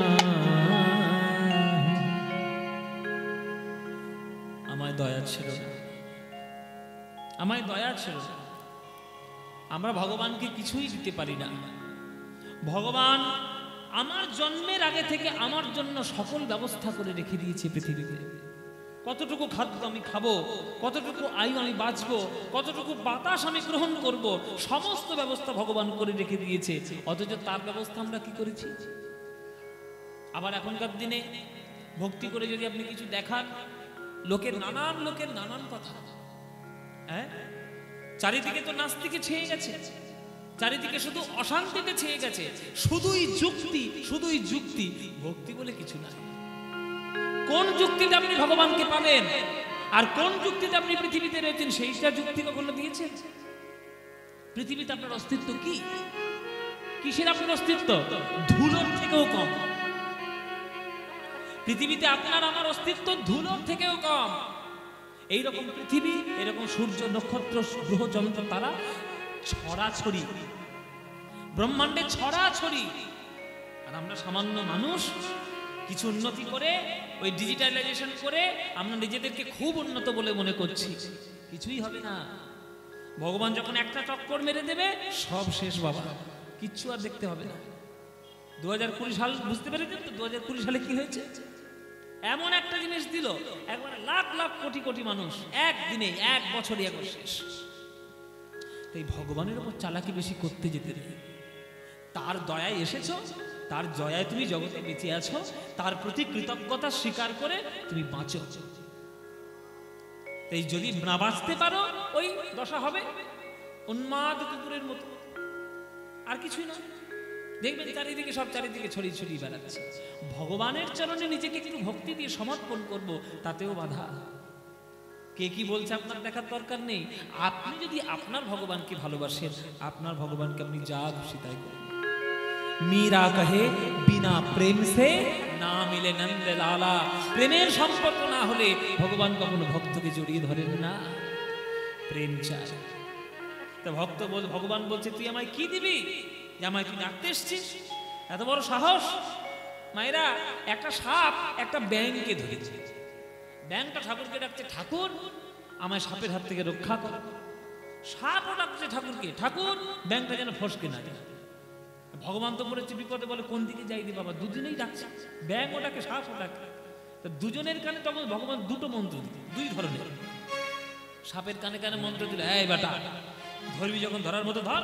আচ্ছা আর ব্যাঙের কানে কানে মন্ত্র দিল, এই বেটা মরবি তো মরার মতো মর। ঠিক আছে। ব্যাংটা মনে মনে ভাবছে সেই তোমার মরতে হবে, বেঁচে থাকার আশা নেই, আমি আর বেঁচে থেকে কি করে মরি, মরা মরা মরা। যা, মরে গেছে, যা মরে গেছে, একদম মরে গেছে। মানে আধ মরার ভান করে পড়ে গেল। এবার সাতটা মনে মনে ভাবছে যা ধরেছি তাতেই বেটা ব্যাং আধ মরা হয়ে গেছে, তবুও ভগবান বলে যে ধরার মতো ধরতে, তাহলে নিশ্চয়ই আমার ধরা আলগা আছে। হতে পারে সকাল থেকে হ্যাঁ, কিছু খাইনি। এবার ছেড়ে দিয়ে ভালো করে ধরি। এবার যেই ছেড়ে দিয়ে ভালো করে ধরতে গেছে, ব্যাং দেখে ছেড়ে দিয়েছে থপ করে। তাহলে ভগবান কোন দিকে রক্ষা করলো? সবাইকে রক্ষা করলো। যে বেটা কথার মানে বুঝেছে সে ফল পেয়েছে। ভগবান বলে যে ধরার মতো ধরতে, ভগবান বলেছে ছেড়ে দিয়ে ধরতে। তুই বেটা ছেড়েছিস কেন? ব্যাংকে ধরেছিস, যা ধরেছিস তাতেই আরো চেপে ধর। তুই তোর ধৈর্য নাই, তা তুই ভগবানকে কি করে পাবি? তা আমাদের দশা সেই, আমাদের দশা সেই বাবা, যে আমরা ভগবানকে কি করে পাবো? ভগবান বলছে বল তুই কি, তুই সুখে তুই আমায় ডাকছিস, কতটা তোর পুণ্য আছে, কতটা কি আছে। তখন ভক্ত বলছে, প্রভু একটা দাড়ি পাল্লায় তুমি যদি বিচার করো দোষ আর গুণ, তাহলে দেখবে আমার জীবনে গুণ বলতে কিচ্ছু নাই, শুধু দোষ আর দোষ। ভগবান বলছে, তোর এত বড় সাহস, দোষে পরিপূর্ণ হয়ে তুই আমায় ডাকতে এসছিস? তোর কত দোষ রয়েছে, কত গুণ? বলে দাড়ি পাল্লায় সীমা পাবে না প্রভু। গণইতে দোষ গুণ লেশ না পাববি, গণইতে দোষ গুণ লেশ না পাববি, জগৎ করবি বিচার, জগৎ করো বিচার। আমার গুণ তো কিছুই পাবে না মাধব, আমার গুণ তো কিছু পাবে না, আমার গুণ তো কিছুই পাবে না মাধব। গুণ তো কিছু পাবে না। কেবল রাশি রাশি দোষ পাবে, কিন্তু গুণ তো কিছুই পাবে না মাধব। বলে রাশি রাশি দোষ পাবে, গুণ তো কিছু পাবে না। ভগবান বলছে তো ভালো কথা, তোর মধ্যে মোটেও গুণ নেই, শুধু দোষে পরিপূর্ণ। তা তোর এত বড় সাহস হলো যে এত দোষ নিয়েও তুই আমায় ডাকতে এসছিস? তোর এই স্পর্ধাটা তোকে দিল কে? তখন ভক্ত বলছে, স্পর্ধা স্পর্ধা তো তোমার ভক্তরা দিয়েছে, তোমার ভক্তরা এই স্পর্ধা আমাকে দিয়েছে। বলে কোন ভক্তরা? বলে পুরীর ভক্তরা। ও মায়েরা, পুরীতে তো তোমরা গেছো, পুরীতে ঢুকলে আমরা কি বলি? জয় জগন্নাথ। তাহলে জয় জগন্নাথ, জগন্নাথকে সন্ধি বিচ্ছেদ করো, জগতের নাথ জগন্নাথ। তাহলে তু জগন্নাথ এই জগতে কহয়সি, তু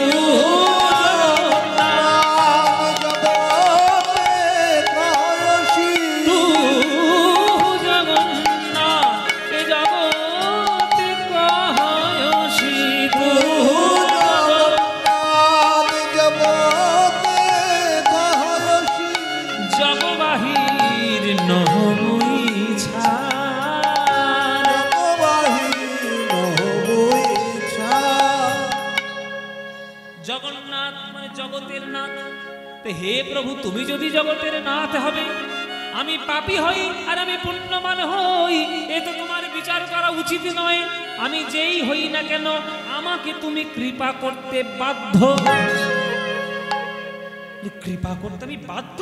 বলে হ্যাঁ বাধ্য, তুমি কৃপা করতেই বাধ্য। কেন?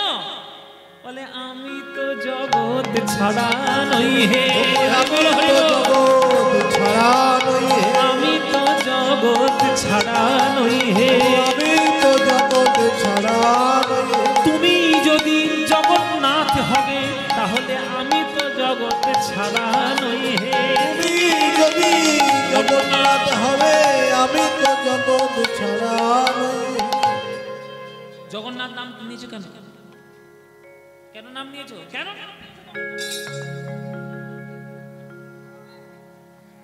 ভক্ত হয়ে ভগবানের উপর তেড়ে যাচ্ছে, কেন নিয়েছো তো? বলে বাবা তুই আমার উপর তেড়ে আসছিস? বলে তার তেড়ে আসবো না, তুমি জগন্নাথ নাম নিয়েছো, আমাকে তোমায় কৃপা করতেই হবে। আর যদি না করো, জগন্নাথ নামটা মোছো, লেখো ভালো নাথ, পুণ্যনাথ, গুণীনাথ। কেন তুমি ভালো মানুষদেরকে ছাড়া কৃপা করবে না, পুণ্যবানদেরকে ছাড়া কৃপা করবে না? আমি পাপী তো, আমি তো পুণ্য করিনি, আমাকে জায়গা দেবে না। তাহলে আমাকে যদি জায়গা না দাও, জগন্নাথ নামটা ছাড়তে হবে। ভগবান বলছে দেখো, চোরের মায়ের বড় গলা, চোরের মায়ের বড় গলা, জীবনে কোনো পাপ করেছে, শুধু পুণ্য কিছু করেনি, আর ও আবার আমার উপর হম্বিতম্বি করছে, আমাকে জগন্নাথ নাম ছাড়তে হবে। এই মানুষ করে জন্ম দিয়েছি তোকে, মানুষ হয়ে জন্ম নিয়েছিস, এই তর্ক করার অপরাধে আগামী জন্মে যদি আর তোকে মানুষ করে জন্ম না দিই, তর্ক কি করে করবি? দেখবেন বাবা, মানুষের মতো তর্ক পৃথিবীর কোনো কেউ করে? করে? কোন গরু কোনোদিন তর্ক করে? আমাকে এত খড় দিচ্ছ কেন, আমার জন্য বিরিয়ানি আনন্দি কেন, আমার জন্য পায়েস করনি কেন? কোনো গরু বলবে? ওই খড় চিবোবে, ঘাস চিবোবে, ওই পিছনে খড় চিবোচ্ছে, দেখে আসবে। হ্যাঁ, খড় চিবোচ্ছে, ঘাস চিবোচ্ছে, দিন রাত দুধ দিয়ে যাচ্ছে, মালিকের সেবা করে যাচ্ছে, তর্ক করছে। হ্যাঁ, ভাষা তো নাই। আর মানুষের মুখে ভাষা যত, বুদ্ধিও তত, আর বুদ্ধি যত, যুক্তিও তত, আর যুক্তি যত, তর্কও তত। কি বাবা, যুক্তি যত, তর্ক তত। ওই জন্য টিভিতে এখন অনুষ্ঠান হয় না, যুক্তি তর্ক। মাথা খারাপ হয়ে যাবে আপনার, কেন ওই টিভির ধারে গিয়ে বসে? হ্যাঁ, এত যুক্তি তর্ক দিচ্ছে যে আপনার মাথা খারাপ হয়ে যাবে। যাই হোক, ভগবান বলছে যে তুই আমার সঙ্গে তর্ক করছিস, আমি তোকে মানুষ করে জন্ম দিয়েছি, এই তর্ক করার অপরাধে আগামী জন্মে আর যদি তোকে মানুষ করে জন্ম না দিই, তাহলে কি আর তর্ক করতে পারবি? তখন ভক্ত বলছে, হে প্রভু, মানুষ হয়ে জন্ম না নিলে তর্ক করতে পারবো না, আর তুমি আমায় বলছো আগামী জন্মে আর মানুষ করে জন্ম দেবে না, কারণ আমি সমাজ তর্ক করে অপরাধ করেছি, অন্য জনিতে জন্ম দেবে। যদি তাই দাও, তখন তো কথা বলতে পারবো না, মনের কথা বলতে পারবো না, জানাতে পারবো না। তাই আগামী জন্মের মনের কথা আমি এই জন্ম থেকেই বলে গেলাম। কি মানুষ পশু পাখি কি জন্মিয়ে, কি মানুষ পশু পাখি কি জন্মিয়ে, অথবা কীট পতঙ্গে, অথবা কীট পতঙ্গে, আমার কর্ম বিপাকে গতাগতি পুনঃ পুনঃ, কর্ম বিপাকে গতাগতি পুনঃ পুনঃ, মতির টুয়া পরসঙ্গ, মতির টুয়া পরসঙ্গে। হে গোবিন্দ, আগামী জন্মে যদি তুমি গাছপালা করে জন্ম দাও, তাহলে দয়া করে আমায় তুলসী গাছ করে জন্ম দিও, যেন পাতা হয়ে তোমার চরণের মধ্যে পড়তে পারি, মঞ্জরি হয়ে যেন প্রসাদ হতে পারি, আর কাষ্ঠ হয়ে ভক্তদের গলায় তুলসীর মালা হয়ে যেতে পারি। যদি তুমি জলের প্রাণী করে জন্ম দাও, যেন দয়া করে আমায় শঙ্খ করে জন্ম দিও, তাহলে মন্দিরে যখন তোমার আরতি হবে, ওই আরতির সময় ফুৎকারে আমি বেজে উঠব। যদি তুমি আমায় কীটপতঙ্গ করে জন্ম দাও, দয়া করে আমায় মধুমক্ষিকা করে দিও, মৌমাছি, তাহলে ফুল থেকে মধু আহরণ করব, আর সেই মধু দিয়ে তোমার প্রসাদ হবে। যদি তুমি আমায় পাখি করে জন্ম দাও, দয়া করে আমায় ময়ূর করে জন্ম দিও, আমার আমার পেখমের পালক তোমার মাথায় চূড়া হয়ে থাকবে। যদি তুমি আমায় পশু করে জন্ম দাও, যেন গাভী করে জন্ম দিও, আমার বাটের দুগ্ধ দিয়ে সাধু গুরু বৈষ্ণবের সেবা হবে, গৌর গোবিন্দের প্রসাদ তৈরি হবে, আর মরণের পর চর্ম দিয়ে মধুর মৃদঙ্গ হবে, যে মৃদঙ্গ হরিনাম সংকীর্তনে বাজাতে কাজে লাগবে। আমি পশু হই, পাখি হই, গাছপালা হই আর কীটপতঙ্গ হই, যেন তোমার পদে মতি থাকে।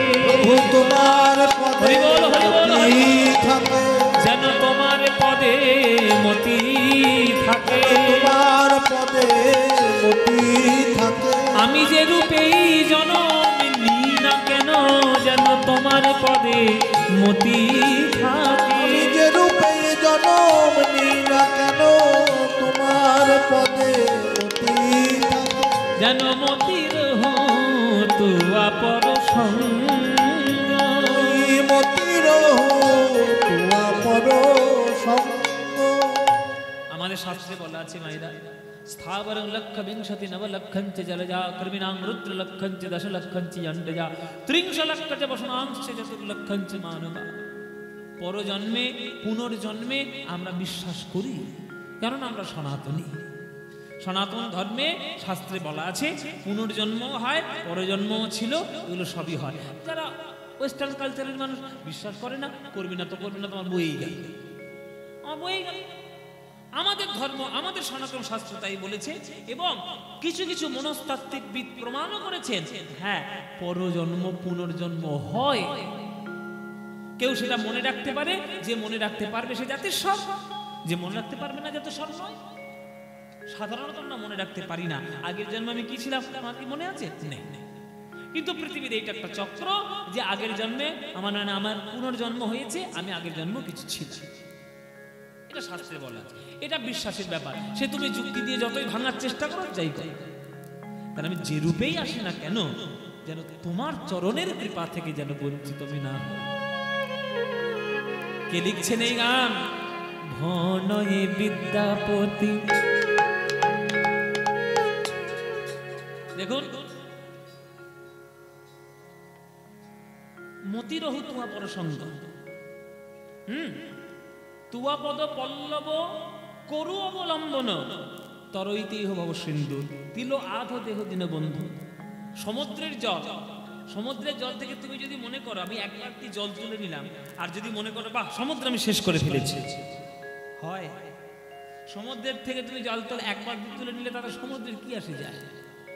হ্যাঁ, কিচ্ছু আসে যায় না, কিচ্ছু আসে যায় না।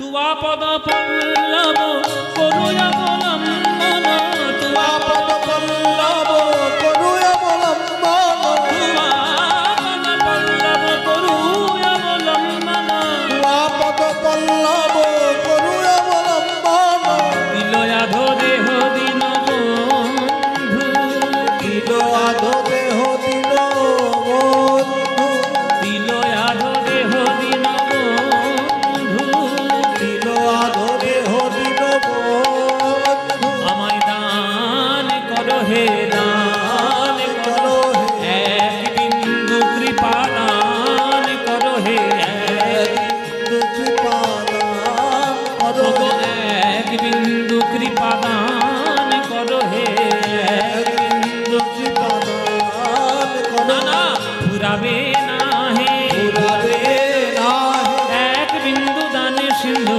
ফুরাবে না হে, এক বিন্দু দানে সিন্ধু ফুরাবে না হে। এক বিন্দু দানে সিন্ধু হে কৃষ্ণ করুণা সিন্ধু, এক বিন্দু দানে সিন্ধু হে কৃষ্ণ করুণা সিন্ধু, এক বিন্দু দানে সিন্ধু, হে কৃষ্ণ করুণা সিন্ধু, এক বিন্দু দানে সিন্ধু, হে কৃষ্ণ করুণা সিন্ধু, এক বিন্দু দানে সিন্ধু, এক বিন্দু দানে ফুরাবে না হে। দিল আধো দেহ দিন বন্ধু, দিল আধো দেহ দিন বন্ধু, দিন বন্ধু, দিন বন্ধু, দিন আধো দেহ দিন বন্ধু, দিন বন্ধু দিন বন্ধু, দিন আধো দেহ দিন বন্ধু।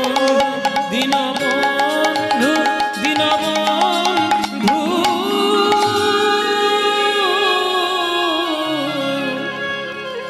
দিল আধো দেহ দিন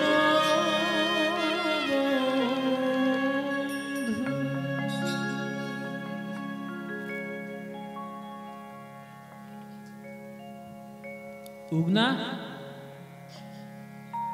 উগনা, এই উগনা কে? চমকে উঠেছে।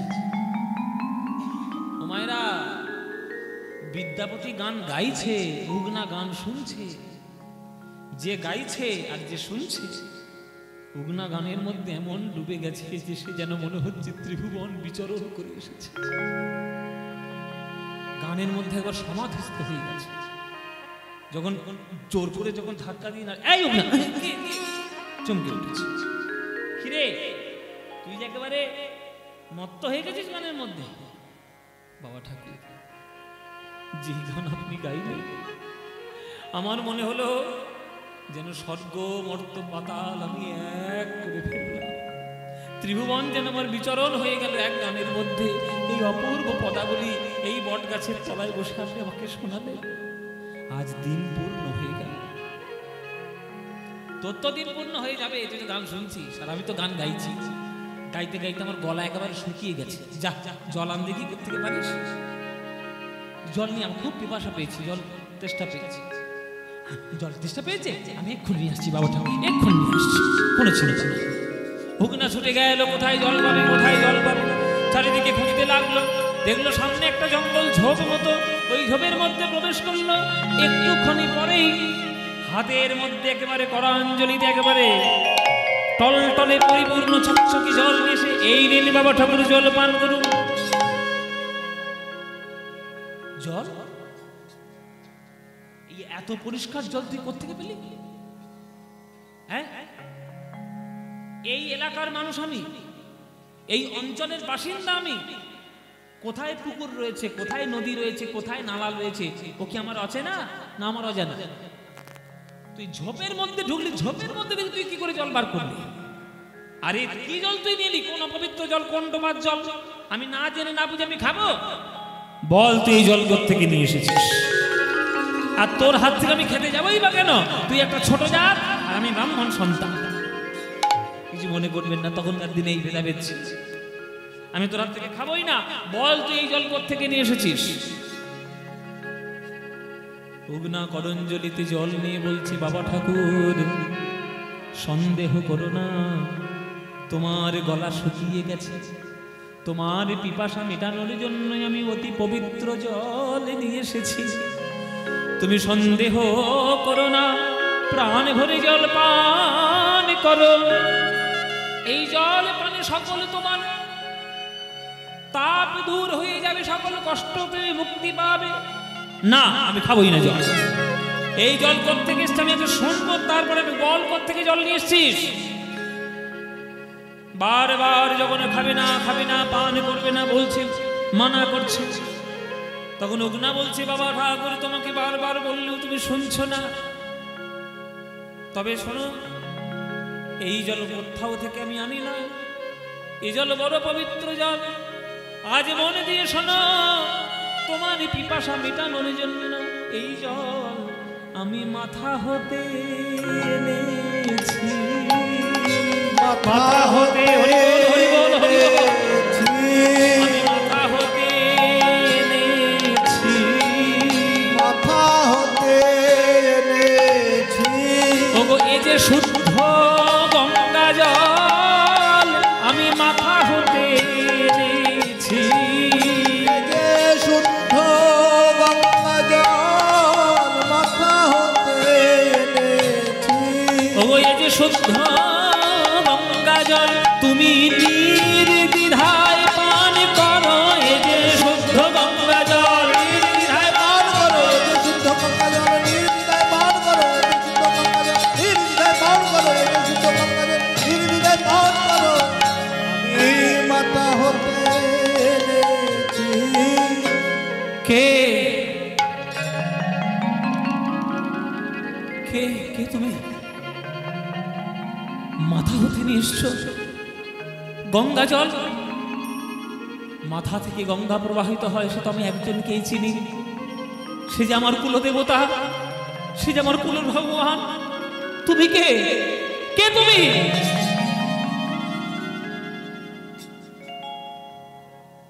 উগনা বলছে, শোনো বিদ্যাপতি, এতদিন চাকর হয়ে তোমার বাড়িতে ছিলাম,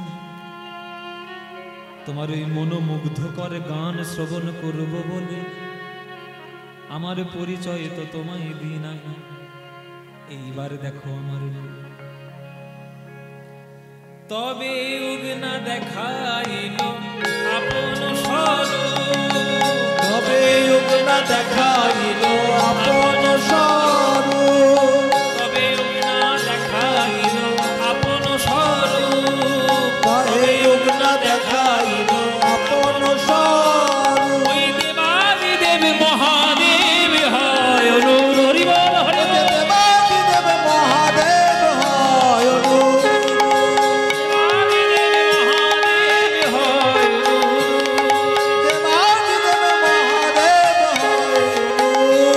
ও প্রভু মোরে ক্ষমা করো, প্রভু মোরে ক্ষমা করো, প্রভু মোরে ক্ষমা করো, প্রভু মোরে ক্ষমা করো। আমি চরণে চিনতে পারি নাই, প্রভু মোরে ক্ষমা কর। চরণ চিনতে পারি নাই, প্রভু মোরে ক্ষমা করো। আমি চরণে চিনতে পারি নাই, হরি হরি হরি বলে চরণে চিনতে পারি নাই, হরি হরি। হরি বলে চরণ চিনতে পারি নাই, হরি হরি হরি বলে চরণ চিনতে পারি নাই, হরি হরি হরি চরণ চিনতে পারি নাই, হরি হরি হরি বলে প্রভু প্রভু আমায় ক্ষমা করো।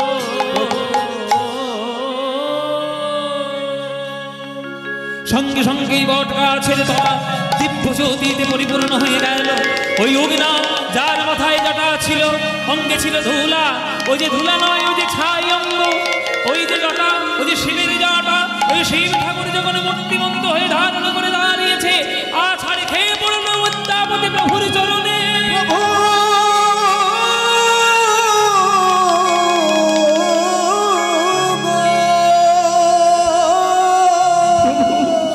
প্রভু আমার বাড়িতে আমার চাকর হয়ে তুমি রইলে। কি অপরাধ করেছি প্রভু তোমার চরণে? তুমি আমার কুল দেবতা, তুমি আমার কুলের ভগবান, আর আমার বাড়িতে তুমি চাকর বৃদ্ধি করলে প্রভু। আমি কত অপরাধ করেছি, কত কটু কথা শুনিয়েছি, কত অপরাধ তোমার চরণে করেছি, তুমি কেন করলে প্রভু?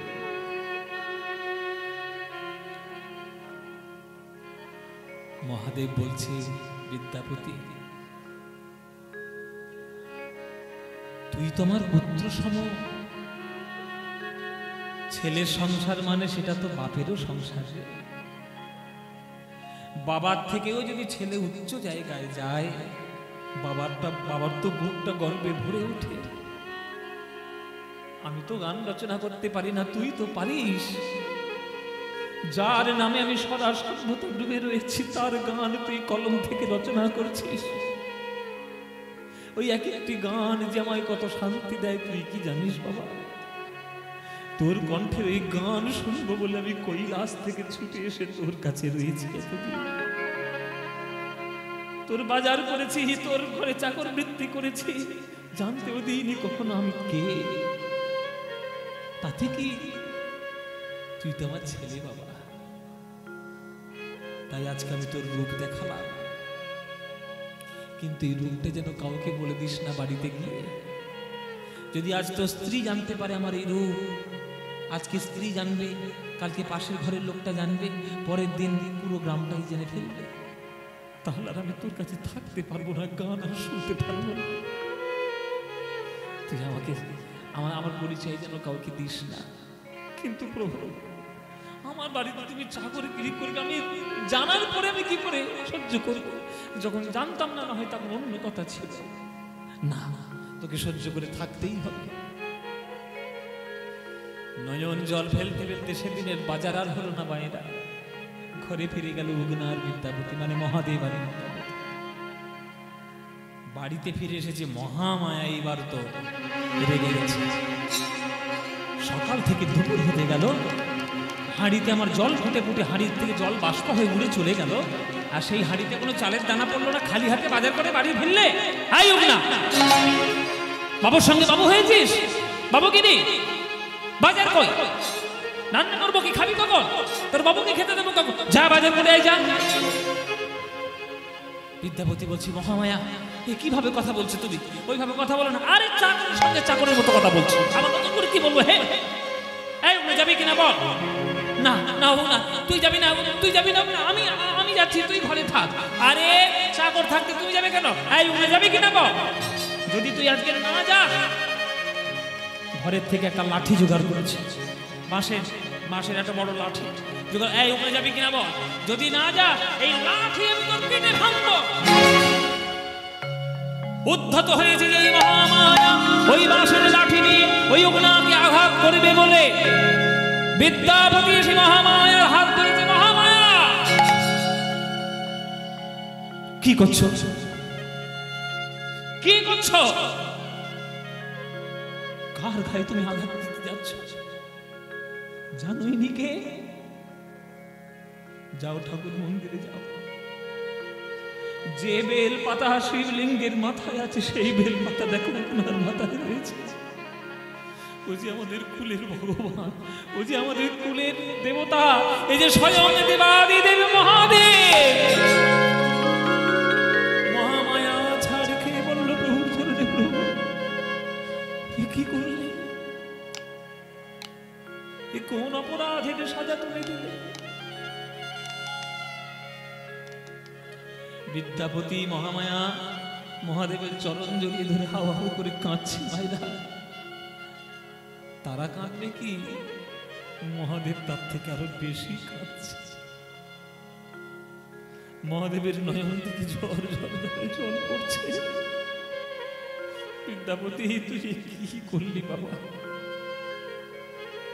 আমি তোকে কতবার বারণ করলাম আমার পরিচয় দিস না কারোর কাছে, কি করলি? আর কি আর আমি এখানে থাকতে পারবো? তোর স্ত্রী যখন পরিচয় জেনে ফেলেছে, কাল সবাই জেনে ফেলবে আমার পরিচয়, আর থাকা হবে না। এবার আমার বিদায় দেয়, এবার আমি কৈলাসে ফিরি না পাবো।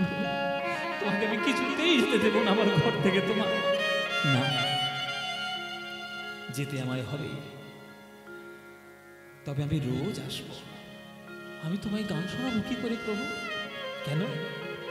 ওই যে বট গাছের তলা, যেখানে তুই আমায় সমাধিস্থ করে দিয়েছিলিস, ওই বট গাছের তলায় রোজ তুই যাবি সকালবেলায়। কিছুদিনের মধ্যে এই বট গাছের তলা থেকেই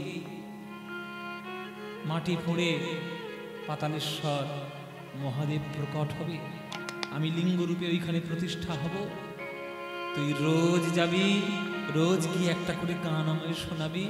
ওইখানেই গান শোনালে আমি কৈলাস থেকে ওই গান আমি শুনতে পাবো। তোকে আমি আশীর্বাদ করবো প্রাণ ঢালা, ওইখান থেকেই আমি রোজ গান শুনতে পাবো। কিছুদিনের মধ্যেই মায়েরা পাতাল ভেদী মহেশ্বর ওই বট গাছের তলা থেকে উদয় হলেন। সেইখানে গিয়ে রোজ একটি করে গান বিদ্যাপতি শুনিয়ে আসতেন, রোজ একটি করে গান শুনিয়ে আসতেন। আর কৈলাস থেকে স্বয়ং মহাদেব ওই গান শ্রবণ করতেন। এই হলো বিদ্যাপতির জীবন। চিন্তা করুন যে কত বড় মহান ভক্ত হলে ভগবান তার বাড়িতে এসে চাকর বৃত্তি করে। কত বড় শ্রেষ্ঠ জায়গায় গেলে তবে ভগবান এসে এইভাবে লীলা খেলা করে। বিদ্যাপতি তার এক অপূর্ব নিদর্শন